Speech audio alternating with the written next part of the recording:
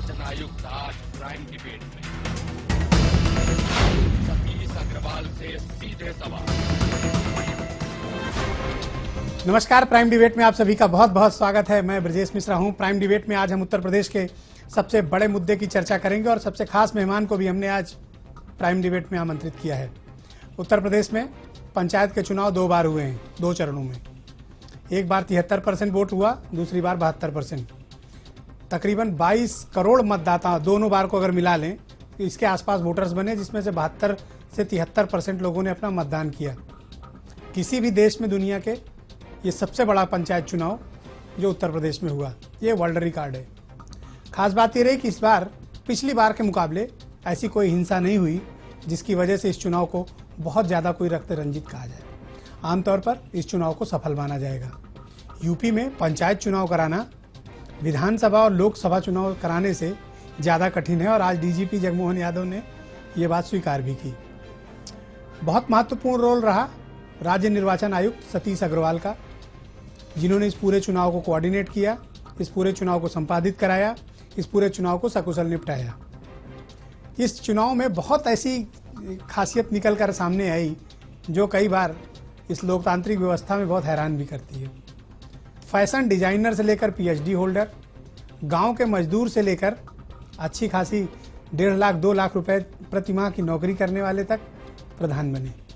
खास बात ये रही 21 साल की कम उम्र की प्रधान से कल हमने आपको मिलवाया, तो एक बीटेक क्वालिफाइड इंजीनियर जो अपनी जॉब छोड़कर प्रधानी का चुनाव लड़के अपने गांव की तरक्की के लिए आ गए। तो इस चुनाव ने जो मतकर जो कुछ निकाला है वो बहुत कुछ इस बात का संकेत देता है कि हमारे देश में और उत्तर प्रदेश में बदलाव अब दिख रहा है। युवाओं में ललक जगी है कि वो किस तरह राजनीति में आए, अपने देश, अपने प्रदेश, अपने गांव का भला करें। और इस बार सबसे ज़्यादा खास बात रही महिलाओं का पार्टिसिपेशन, जिसको हम चूल्हा और चौके की भी सरकार कहते हैं। तो आप सबको जानकर ये ताज्जुब होगा, लेकिन ये सच है कि महिलाओं के लिए रिजर्व सीट पर तो महिलाएं जीती ही, 11.5% उन सीटों पर भी महिलाओं ने कब्जा किया जो पुरुषों के वर्चस्व में थी। यानी महिलाओं की आबादी इस बार पंचायत चुनाव पर पुरुषों पर ज़्यादा हावी रही और उस पर भी युवा हावी रहे। युवाओं में भी जो मैच्योर, जो 40 से 45 साल के एज ग्रुप हैं, उनका दबदबा सबसे ज़्यादा रहा। तो इस सबसे संकेत ये मिलते हैं कि समाज बदलाव की दिशा में है। इस देश में तरक्की, डेवलपमेंट ये मुख्य मुद्दा है। अब रही बात कि ये परफॉर्म कैसा करेंगे, ये 5 साल में इनके काम से डिसाइड हो जाएगा।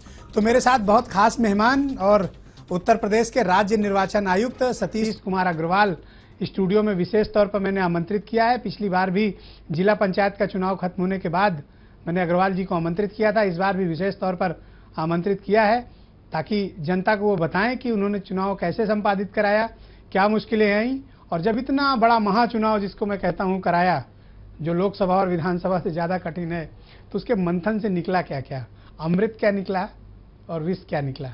बहुत बहुत स्वागत है आपका सतीश कुमार अग्रवाल जी, राज्य निर्वाचन आयुक्त। धन्यवाद। सबसे पहले तो मेरा सवाल है कि मुझे आप अपना अनुभव बताइए कि ये चुनाव संपादित करा के अब आप कुछ हल्का महसूस कर रहे हैं? नहीं, हल्का की बात नहीं है, लेकिन ये चुनाव करा के एक सुखद अनुभूति है, एक खुशी है इस बात की कि इतना बड़ा काम था, इतना बड़ा दायित्व था हम पर, तो उसका हमने सफलतापूर्वक उसका निर्वहन किया, इसकी हमें खुशी है। तो इस चुनाव में आपको क्या क्या ऐसी महत्वपूर्ण उपलब्धियां देखने को मिली जो आपको लगता है कि वो पहली बार हुई, अच्छा हुआ? मुझे एक चीज इसमें समझ में आ रही है कि इस बार वीमेन एम्पावरमेंट, महिला सशक्तिकरण मुझे ज्यादा दिखी। जैसा कि आंकड़े भी बता रहे हैं कि 11% से ज्यादा पुरुषों की सीट पे महिलाएं जीती। देखिए, महिलाओं का आरक्षण 33% है, लेकिन 44% महिलाएं जीत के आई हैं। इसका मतलब ये है कि 11% ऐसे पदों पर महिलाओं ने चुनाव लड़ा है जहां पुरुष भी उनके साथ चुनाव लड़े हैं।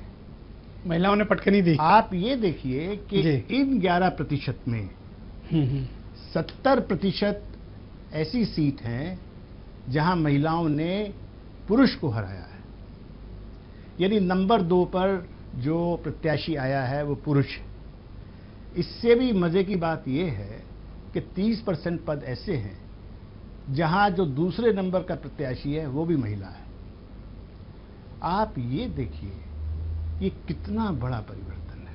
ये क्या संकेत क्या देता है? आप तो बहुत लंबे समय से ये संकेत- ब्यूरोक्रेसी में भी रहे हैं, आयोग में भी हैं। ये संकेत क्या है? संकेत बिल्कुल स्पष्ट है। संकेत ये है कि शिक्षा और इंफॉर्मेशन टेक्नोलॉजी, ये जो रेवोल्यूशन है, और महिलाओं को अब ये लगता है कि उन्हें आगे बढ़ना है, उन्हें अपना हक जो है वो हासिल करना है, और उसके लिए वो लड़ने के लिए तैयार हैं। वो आगे आ रही हैं, वो लड़ रही हैं और सफल भी हो रही हैं। अच्छा, एक और महत्वपूर्ण बात है, ये जो डेटा मेरे पास मौजूद है, आयोग द्वारा ही जारी किया गया है। 21 साल से 35 साल का जो एज ग्रुप है, जो बिल्कुल यंग जिसको कहा जाएगा, यंगिस्तान, इनका जो प्रतिशत है महिलाओं की जीत का, वो पुरुषों के मुकाबले ज्यादा है। 21 से 35 साल के जो ग्राम प्रधान चुने गए हैं या चुनी गई हैं, तकरीबन 38.5% है। यानी यंगस्टर्स पर जो बिलीव है वो बढ़ा है ज्यादा। देखिए ब्रजेश जी, ये एक बड़ी इंटरेस्टिंग फैक्ट है ये, कि हमारे यहाँ 21 वर्ष से और 35 वर्ष के बीच के जो प्रत्याशी थे वो 35% जीत के आए हैं। लेकिन इस 35% में पुरुष जो हैं वो 32.5% हैं और महिलाएं जो हैं 38.5% हैं। यहाँ भी आप देखिए, जो युवाओं की श्रेणी है विनर्स में, उसमें 6% ज्यादा जो युवा जो कैटेगरी है एज की, उसमें महिलाएं हैं। तो ये हर तरीके से अगर आप देखिए आगे 36 से जो 60 वर्ष का एज ग्रुप आप लोगों ने निकाला, हाँ, उसमें भी 56% ज्यादा महिलाएं जीत कर आई हैं। उसमें भी हैं। लेकिन सबसे बड़ी बात यह है कि जो युवा कैटेगरी है 21 से 35, उसमें वो पुरुषों से 6% आगे हैं, जो कि एक बहुत इसका क्या मतलब, मीनिंग, इसका सामाजिक निहितार्थ क्या है? इसका निहितार्थ ये है कि यंगस्टर्स में भी जो महिलाएं हैं वो पुरुषों से आगे हैं, उनसे आगे हैं, उनसे ज्यादा एग्रेसिव हैं, उनसे ज्यादा फाइट कर रही हैं, उनसे ज्यादा एम्बिशियस हैं, उनसे ज्यादा आगे बढ़ने की उनमें लालसा है।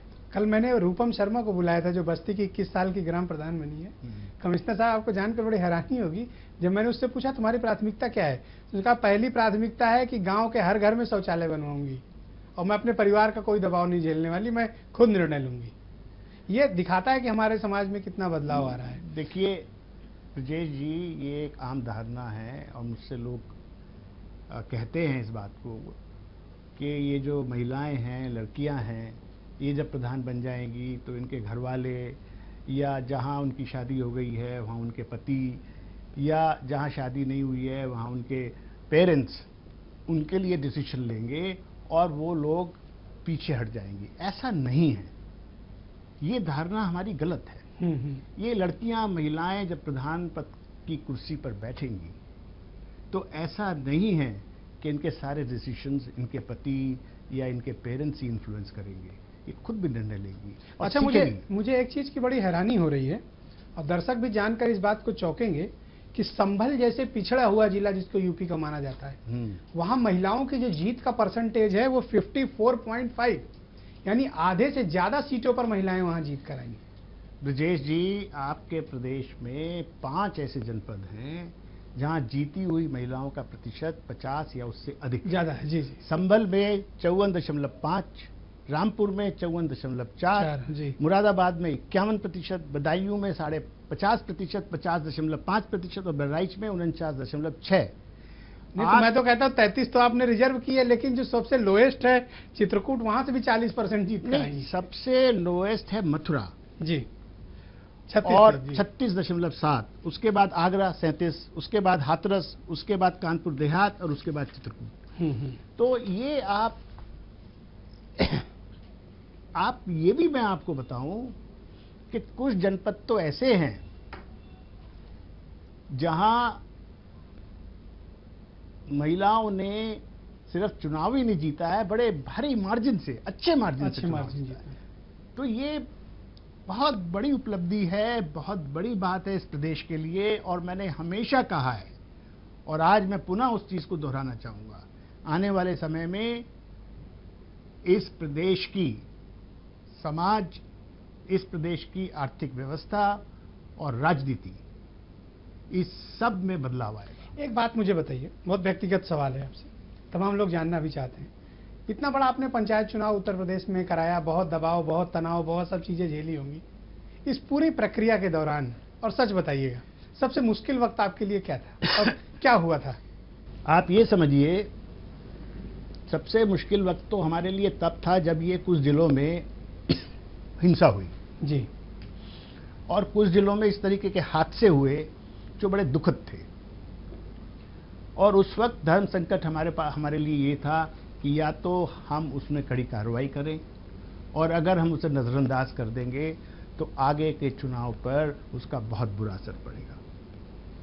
लेकिन हमने यही सोचा कि हमारा कर्तव्य यही है, हमारा दायित्व यही है कि इस पे एक्शन लिया जाए। हमने कड़ा एक्शन लिया। क्या वो जिले प्रतापगढ़ और एटा हैं? वो 5 जिले हैं जी। एटा है, मैनपुरी है, मऊ है, प्रतापगढ़ है और गोंडा है। गोंडा। 5 जिलों में हमने बहुत सख्त कार्रवाई की और उसका परिणाम भी अच्छा आया और लोगों ने फिर उस मैसेज को समझा। सबसे अच्छा क्षण क्या था? सबसे अच्छा क्षण तो चुनाव जब हो गया जी, और मोर और लेस पीसफुल हो गया, एक तो सबसे अच्छा क्षण वो मेरे लिए। और सबसे सुखद अनुभूति मुझे तब हुई जब मैंने रिजल्ट्स को एनालाइज किया और मैंने देखा कि महिलाओं का प्रतिशत 44 है, और हमारी जो बच्चियां हैं, हमारी जो बहनें हैं, हमारी जो माँ हैं, ये हमेशा से पीछे रही हैं और समाज ने इन्हें पीछे रखा है। अब ये खुल के सामने आई हैं और अपनी लड़ाई लड़ रही हैं। इससे भी मेरे को बहुत खुशी हुई और बड़ा सुख मिला। अच्छा, मुझे बताइए, आज डीजीपी ने भी अपनी प्रेस कॉन्फ्रेंस की, तमाम बातें उन्होंने कही। पुलिस का रोल कैसा था पंचायत चुनाव में? आप सेटिस्फाइड हैं? पुलिस ने देखिए मेहनत की। देखिए, इतने बड़े चुनाव में हमने पहले भी कहा कि हमको सेंट्रल पैरामिलिट्री फोर्सेस मिलनी चाहिए थी, लेकिन भारत सरकार ने जो भी उनकी मजबूरी रही हो, सेंट्रल पैरामिलिट्री फोर्सेस हमको नहीं दिए।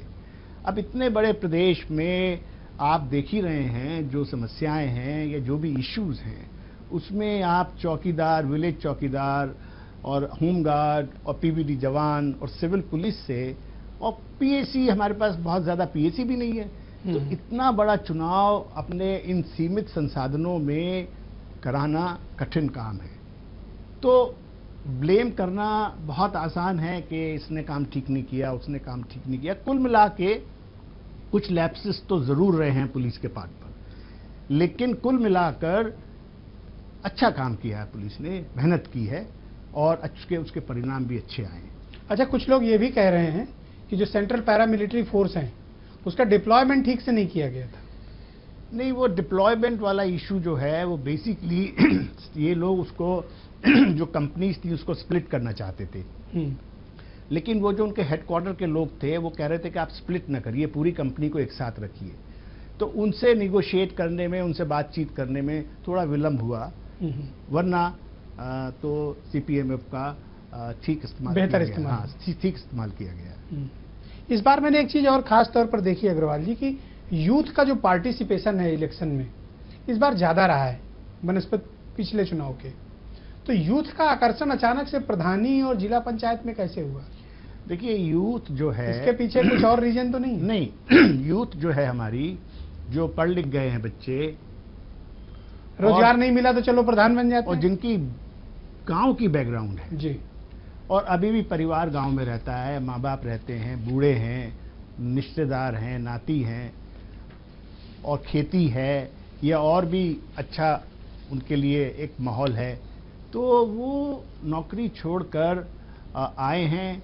उन्हें लगता है प्रधान का पद महत्वपूर्ण है भी, और जैसा आप हमेशा कहते हैं कि ये स्टेपिंग स्टोन है, आज प्रधान बने हैं, कल को जिला पंचायत के अध्यक्ष बनेंगे, उसके बाद हो सकता है हाँ, चुनाव लड़े, एमएलए एमपी बनेंगे, तो मंत्री बनेंगे। ये एक शुरुआत है, और पॉलिटिक्स में ग्लैमर भी है, पावर भी है, और प्रधान के पास आजकल रिसोर्सेज की भी कमी नहीं है, फंड अच्छे मिल रहे हैं, फंड्स भी अच्छे मिलते हैं काम करने के लिए। लेकिन मुझे लगता है कि यूथ का और वीमेन का जिस तरह से पार्टिसिपेशन हुआ है ये एक सामाजिक बदलाव की तरफ तो दिखाई देता है ना, कि समाज में एक तरीके का बदलाव आ रहा है। जो लोग कल को पॉलिटिक्स को हेट करते थे, आज वो पॉलिटिक्स का हिस्सा बन रहे हैं। आप सच मानिए, ये बहुत बड़ा परिवर्तन है। लोग शायद इसको अंडर एस्टिमेट कर रहे हैं, लेकिन आप आने वाले 5 या 10 साल में देखेंगे समाज और राजनीति का पूरा स्वरूप बदल जाएगा उत्तर प्रदेश में। एक आरोप भी लगा है, मैं चाहता हूं कि आप जनता को उसका जवाब भी दें। आप सीधे उसके लिए उत्तरदायी नहीं है, लेकिन गवर्निंग बॉडी एडमिनिस्ट्रेटिव कंट्रोल आपका था। तमाम जगह ये आरोप लगा कि जिला पंचायत चुनाव के बाद जो मतदाता सूची पुनरीक्षण का काम हुआ, उसमें बड़े पैमाने पर घूस लेके मतदाताओं के नाम बढ़ाए गए। एक एक जिले में 1-1 लाख, 1.25 लाख तक नाम बढ़ा दिए गए। इस पर आपने कोई जांच बिठाई, कोई कठोर कार्रवाई की? इसको क्यों नहीं रोक पा रहे थे? देखिए, जो वोटर लिस्ट बनी थी हमारी, वो बिल्कुल ठीक बनी थी, लेकिन जब चुनाव शुरू हो गए, जब हमारा नोटिफिकेशन हो गया, तो उस वक्त ये हुआ कि साहब कुछ वोटर छूट गए हैं, इसलिए सप्लीमेंट्री वोटर लिस्ट बनाई जाए। तो उसका प्रोविजन भी है लॉ में। ये जो सप्लीमेंट्री वोटर लिस्ट बनी है, इसमें गड़बड़ हुई है। इसमें जिला प्रशासन ने, कुछ जिलों में जिला प्रशासन ने गलत तरीके से नाम काट दिए और गलत तरीके से नाम जोड़ दिए। 4 जिलों से हमको शिकायत आई और चारों जिलों में हमने जांच कराई।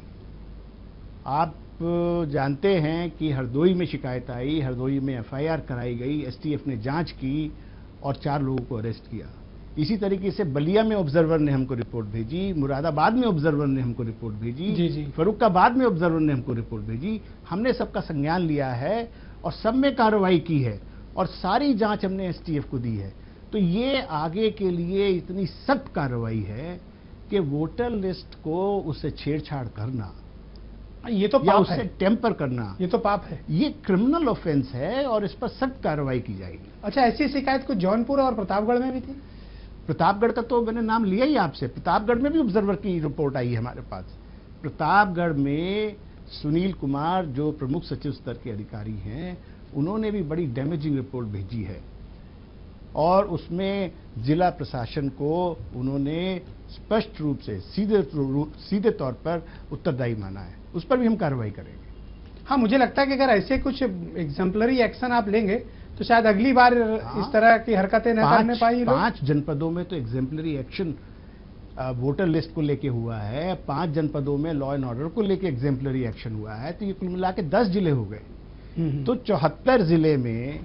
अच्छा, कुछ दबाव भी था आपके ऊपर कि आप इस तरह की कठोर कार्रवाई, जैसे आपने प्रतापगढ़ में कलेक्टर और एसपी को सस्पेंड किया, गोंडा के एसपी को सस्पेंड किया, एटा के एसपी को हटाया, तमाम एसडीएम सीओ इनको हटाया, तो कुछ दबाव भी था आपके ऊपर? नहीं, कोई दबाव नहीं था। और किसी का टेलीफोन वगैरह बजते थे आपको? नहीं, टेलीफोन हमको कोई नहीं करता है और ना हमको किसी ने टेलीफोन किया, और दबाव का तो कोई प्रश्न ही नहीं होता। और दबाव अगर होता भी तो भी हम ये कार्रवाई करने से पीछे नहीं हटते। इस कार्रवाई से संदेश गया लोगों तक? बिल्कुल गया, सारा प्रदेश जानता है और अच्छा संदेश गया है। इसका किसी ने क्रिटिसिज्म नहीं किया। जितने लोग मुझसे मिले, किसी ने ये नहीं कहा कि आपने कार्रवाई गलत की है या आपने जरूरत से ज्यादा कार्रवाई कर दी। अच्छा, मुझे एक बात बताइए कि इस बार चुनाव में मैंने देखा, आपकी वेबसाइट भी मैंने देखी, आप द्वारा लिए गए इनिशिएटिव्स भी देखे, तो इस बार टेक्नोलॉजी को कैसे आप पंचायत इलेक्शन से जोड़ पाए? क्योंकि अब तक तो सब लोग यही कहते थे उत्तर प्रदेश में कि बड़ा अनपढ़ और पिछड़े लोग हैं, अंगूठा टेक हैं, तो पंचायत के चुनाव में तो सब कुछ मैनुअल होता है। तो इसमें टेक्नोलॉजी का यूज कैसे किया आपने? टेक्नोलॉजी सिस्टम को अगर आप ट्रांसपेरेंट बनाना चाहते हैं, पारदर्शी बनाना चाहते हैं, तो आपको टेक्नोलॉजी का इस्तेमाल करना पड़ेगा। हमने वोटर लिस्ट का जो पुनरीक्षण किया, ऑनलाइन किया, वोटर लिस्ट बनाई, ऑनलाइन बनाई, सब देख सकते थे। पूरा सिस्टम हमने ऑनलाइन किया, सारी मॉनिटरिंग ऑनलाइन की, जितने रिजल्ट्स आए सब ऑनलाइन हैं। हर आदमी हमारी वेबसाइट पे देख सकता है कि उसे कितने वोट मिले हैं, उसके दूसरे को कितने वोट मिले हैं, और जिसने हमको टेलीफोन नंबर दिया उन सबको कंप्यूटर जनरेटेड मैसेजेस गए कि आप चुनाव जीत गए हैं। तो ये जो टेक्नोलॉजी का हमने यूज किया और जो ट्रांसपेरेंसी आई, तो जो आरओ और कलेक्टर का एकाधिकार था वो खत्म हुआ? नहीं, ये तो सिग्नेचर तो करके देते ही, लेकिन खेल भी कर देते हैं। इसीलिए पकड़े गए ना। अगर ये टेक्नोलॉजी नहीं होती और अगर ये हमारा ऑनलाइन सिस्टम नहीं होता तो हम पकड़ते कैसे? ये पकड़े इसीलिए गए, जहां जहां गलतियां हुई वहां लोग पकड़े इसीलिए गए हैं। और देखिए, टेक्नोलॉजी की सबसे बड़ी बात क्या है, अगस्त से लेके अब तक हमारी वेबसाइट को 44 लाख लोगों ने देखा है और 156 विश्व के मुल्कों ने देखा है। अच्छा, मुझे कोई बता रहा था, डेटा भी मेरे पास मौजूद है, कि 15% जो विजिट है आपकी वेबसाइट पे पंचायत चुनाव की, वो अमेरिका से हुई है। जी बिल्कुल। इसका क्या मतलब है? क्या इंडियंस जो वहां रह रहे हैं वो अपने गांव में दिलचस्पी रख रहे हैं? देखिए, इसके कई मतलब हो सकते हैं। एक इसका मतलब ये हो सकता है कि बहुत सारे इंडियंस जो यूएस में हैं वो उत्तर प्रदेश से हैं और उत्तर प्रदेश के जो ग्रामीण चुनाव हैं उसके में वो रुचि रखते हैं और वो उसको फॉलो कर रहे हैं। दूसरा ये भी है कि तमाम लोग हो सकते हैं यूएस में जो रिसर्च कर रहे हैं, हाँ, एनालिसिस कर, जो एकेडमिक्स में है। और ये आपने प्रश्न बहुत अच्छा पूछा है। उत्तर प्रदेश देश की नर्व सेंटर है, राजनीति में भी उत्तर प्रदेश पूरे देश की पल्स है। तो क्या इस बात की भी तो संभावना हो है सकता है यूएस गवर्नमेंट भी इसको ऑब्जर्व कर रही है? हो सकता है कि जो एनालिस्ट हैं, जो एकेडमिशियंस हैं या जो और लोग हैं यूएस में, वो इसको फॉलो कर रहे हो, इसको स्टडी कर रहे हो, क्योंकि हमारी वेबसाइट पर इंफॉर्मेशन सारी है। तो ये, लेकिन ये है बड़ा विलक्षण कि उत्तर प्रदेश में चुनाव हो और 44 लाख लोग जो है उस साइट को विजिट करें और उसमें 6,60,000 लोग जो है अकेले यूएस से वो अकेले यूएस से हों। नहीं, वैसे सामान्य तौर पर हम लोग ये मान के चलते थे कि यूपी के बहुत से लोग गल्फ कंट्रीज में रहते हैं, तो मैं ये मान रहा था कि वहां पेनिट्रेशन ज्यादा होगा, लेकिन वहां कम है और यूएस में ज्यादा है। नहीं, तो क्या यूपी के बहुत लोग पहुंच गए उधर? नहीं, यूपी के लोग कहाँ नहीं हैं। देखिए, यूपी को आप उत्तर प्रदेश के बगैर देश में कुछ होता है? आप बताइए मुझे। हमारा जो प्रदेश है वो आज देश का नर्व सेंटर है और सारी दुनिया में उत्तर प्रदेश के लोग हैं और वो देख रहे हैं कि क्या हो रहा है। और सबको हैरत तो इस चीज़ की हुई होगी कि उत्तर प्रदेश में टेक्नोलॉजी का इतना ज़बरदस्त यूज़ कि हम यूएस में बैठ के रात के 2 बजे भी जो जानना चाहते हैं, हाँ, यूपी के बारे में जान सकते, वो जान सकते हैं और 2, 3, 4, 5 मिनट में ही जान सकते हैं।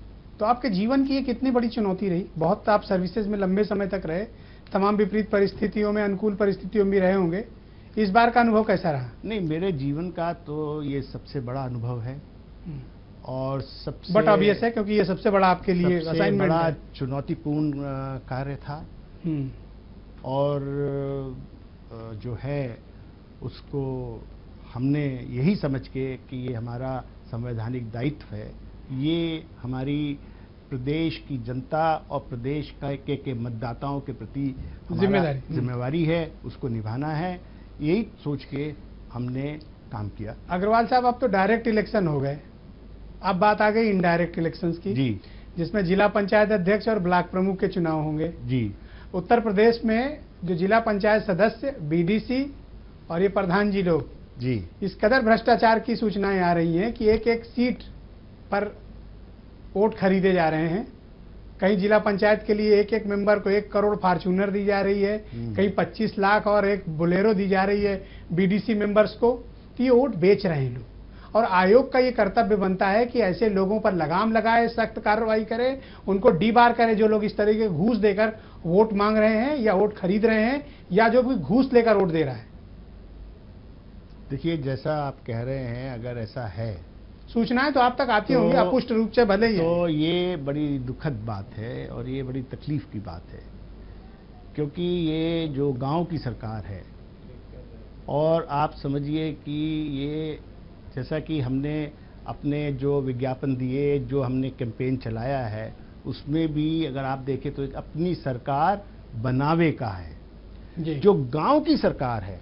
देखिए, जो गांव का आदमी है उसे एमएलए साहब से बहुत कम काम पड़ता है और एमपी साहब से तो और भी कम पड़ता है, लेकिन जो गांव का प्रधान है, हाँ, उससे सबका वाक्य है, या जिला पंचायत का अध्यक्ष, उससे सबको काम पड़ता है। पर मुझे आप बताओ कि ऐसे लोगों पर कार्रवाई आप कैसे करोगे? करेंगे, सूचनाएं आएंगी करेंगे। देखिए, वो आपको आप समय आएगा तो आप देखेंगे। तो आयोग ऐसे जो भ्रष्टाचार के जरिए अध्यक्ष या ब्लॉक प्रमुख बनना चाह रहे हैं ऐसे लोगों में नजर रखेगा?